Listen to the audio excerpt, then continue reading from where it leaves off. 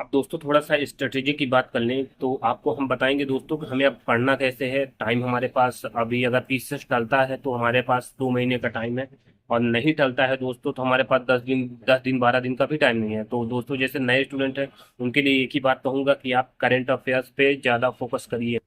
आपकी स्ट्रेटेजी जो है वो करंट अफेयर्स पे होनी चाहिए, क्योंकि ये ऐसा नंबर है जो जीएस में दोस्तों सब बराबर होते हैं। किसी को आता है किसी को नहीं आता है, चाहे किसी ने 4 बार मेंस दिया हो, चाहे कोई पहली बार प्री प्री दे रहा हो या मेंस दे रहा हो।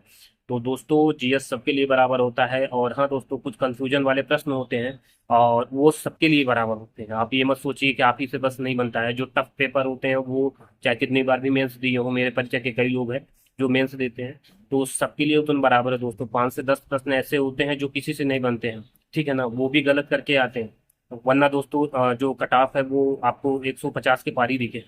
तो ऐसा नहीं है। तो दोस्तों मैं आपको ये बताना चाहूंगा कि आप सबसे ज्यादा फोकस करिए करंट पे। दूसरा जो सब्जेक्ट है दोस्तों, अगर आप पढ़ सकें तो पॉलिटी आप पढ़िए। पॉलिटी की सबसे बेस्ट है दोस्तों कि आप लक्ष्मीकांत मत पढ़िए, क्योंकि इतनी मोटी है। अगर पेपर जल्दी होता है तो आप लक्ष्मीकांत नहीं कंप्लीट कर पाएंगे। आप पॉलिटी की चाहे लूसेंट ले लीजिए, ठीक है। और उसके कॉन्स्टिट्यूशन के जितने भी धाराएं हैं, ठीक है, जितने भी कॉन्स्टिट्यूशन 395 अनुच्छेद 12 अनुसूचियां ये जो भी हैं, तो एक बार इनको बढ़िया से रिवीजन कर लीजिएगा, ठीक है। और संविधान में कुछ चीजें हो गया, जैसे आपका लोकसभा राज्यसभा से संबंधित प्रश्न दोस्तों काफी आएंगे, तो आप उनसे पढ़ लीजिएगा। राष्ट्रपति, उपराष्ट्रपति, लोकसभा अध्यक्ष, ये जो बड़े टॉपिक है दोस्तों, इनको एक बार जरूर पढ़ लीजिएगा, ठीक है। जैसे पूछ लेता है कि कौन सा राष्ट्रपति लोकसभा का अध्यक्ष भी था, तो ऐसे प्रश्न दोस्तों आप जरूर पढ़िए, क्योंकि ये प्रश्न जो है आपको कंफ्यूज कर सकते हैं और ये प्रश्न आपको गलत हो सकते हैं दोस्तों। तो इस पे फोकस करिएगा। उसके बाद दोस्तों जो दूसरा हमारा सबसे सरल टॉपिक आता है दोस्तों, तो उस पे आप फोकस करिए। देखो दोस्तों, आप हिस्ट्री पे अगर आप आ रहा है तो ठीक है, वरना हिस्ट्री के क्योंकि 3 है, प्राचीन, मध्य और आधुनिक। दोस्तों तीनों नहीं पढ़ पाएंगे। अगर आधुनिक में आप हो सके तो दोस्तों आधुनिक के जितने भी युद्ध हुए हैं आप उनको कंप्लीट कर लीजिए, ठीक है। और आधुनिक में जितनी भी संविधान से संबंधित आपके अधिनियम है उसको एक बार रिवीजन कर लीजिए दोस्तों, ठीक है।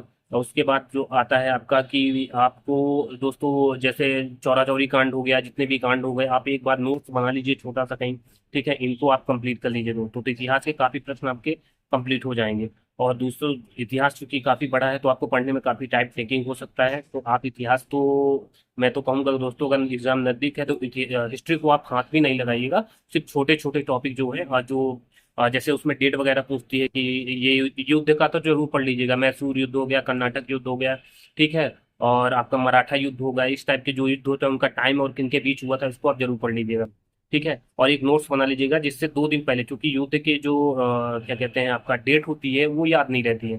तो दोस्तों आप युद्ध को बहुत बारीक तरीके से पढ़िएगा। और थोड़ा सा एक नोट्स बना लीजिएगा जिससे एग्जाम जिस दिन रहे उसके आधे घंटे पहले भी आप उसका रिवीजन कर सकते हैं। तीसरा आता है दोस्तों हमारा जो बड़ा सब्जेक्ट है उसकी हम बात करें तो दोस्तों साइंस का। तो साइंस में दोस्तों आपको रोग पढ़ना है, ठीक है। साइंस बहुत ब्रॉड है, क्योंकि साइंस साइंस को भी पढ़ने में काफी टाइम लग जाएगा आपको। साइंस में आप रोग पढ़ लीजिएगा, ठीक है, जितने भी रोग हैं। और ज्यादा प्रश्न दोस्तों साइंस से आएंगे नहीं, 10 12 प्रश्न आते हैं जो नॉर्मल होते हैं। बाकी अगर किसी ने साइंस से गात बात पढ़ी है तो कर लेगा। लेकिन रोग से प्रश्न बहुत ज्यादा आते हैं, ठीक है। एनवायरमेंट में आप चले जाइए। एनवायरमेंट दोस्तों आप पढ़ लीजिएगा राष्ट्रीय उद्यान, ठीक है। और राष्ट्रीय अभ्यारण्य, और दोस्तों जितनी भी हैं आपकी जो अभी करंट संबंधित, जैसे पृथ्वी सम्मेलन हो गया, उसके थीम क्या थी, इस टाइप के जो प्रश्न है करंट में दोस्तों, उसको एक बार आप कंप्लीट कर लीजिएगा। एग्रीकल्चर में आते हैं दोस्तों, तो एग्रीकल्चर में आप फसल से संबंधित प्रश्न पूछेगा। फसल की प्रजातियां पूछ लेगा, फसल के रोग पूछ लेगा, ठीक है। और कौन सी फसल अभी कहाँ उत्पादित की जा रही है, तो ये दोस्तों आप एक बार पढ़ लीजिएगा। फसल की प्रजाति, फसल के रोग, बहुत ज्यादा पढ़ने की जरूरत नहीं है, ठीक है। और दोस्तों अब हम आते हैं इकोनॉमिक्स में। इकोनॉमिक्स में दोस्तों जितने भी बैंकों की स्थापना है उसको पढ़ लीजिए, ठीक है। मुद्रा मूल्यन, अवमूल्यन, और ठीक है, इस टाइप के जितने भी प्रश्न हैं आप पढ़ लीजिए, ठीक है। उसके बाद आप आते हैं बैंक से संबंधित प्रश्न आते हैं दोस्तों, उनकी स्थापना आ जाता है टाइमिंग देके, तो उसमें डेट दिया रहेगा, आपको उस हिसाब से उसको सेट करना पड़ेगा, तो टाइमिंग का विशेष ध्यान रखिए। और इस टाइप के प्रश्न दोस्तों आएंगे। उसके बाद करंट में दोस्तों जो आता है राजकोषीय घाटा कितना है, राजस्व घाटा कितना है, ठीक है। और आपका पूछ लेता है कि जीएस जीएस के जो प्रश्न आते हैं दोस्तों उनमें पूछता है कि जैसे आपका जो गेहूं उत्पादित क्षेत्र कौन से हैं, धान उत्पादित क्षेत्र कौन से हैं, मैसूर उत्पादित क्षेत्र कौन से हैं, और उसको क्रम में सजाइए, तो ऐसे प्रश्न आएंगे दोस्तों, इसको जरूर पढ़िएगा। और दोस्तों खनिज पढ़ लीजिएगा। ज्योग्राफी की बात करें दोस्तों, तो ज्योग्राफी में खनिज पढ़िए। ठीक है, खनिज कहाँ उत्पादित होता है, कौन सा खनिज कहाँ उत्पादित हो रहा है। ठीक है। और वर्ल्ड इकोनॉमी में दोस्तों कुछ है हो गए, जैसे बर्मुडा ट्रायंगल है कहाँ पे स्थित है। ठीक है। और जैसे आपका स्वर्णिम चतुर्भुज, इसके बीच में कौन कौन से देश आते हैं, इस टाइप के प्रश्न दोस्तों जो विविध के हैं, तो आप विविध में जाके एक बार पढ़ लीजिएगा। वर्ल्ड में खनिज का भी पूछता है दोस्तों, जैसे मोटरयान निर्माण कहाँ होता है।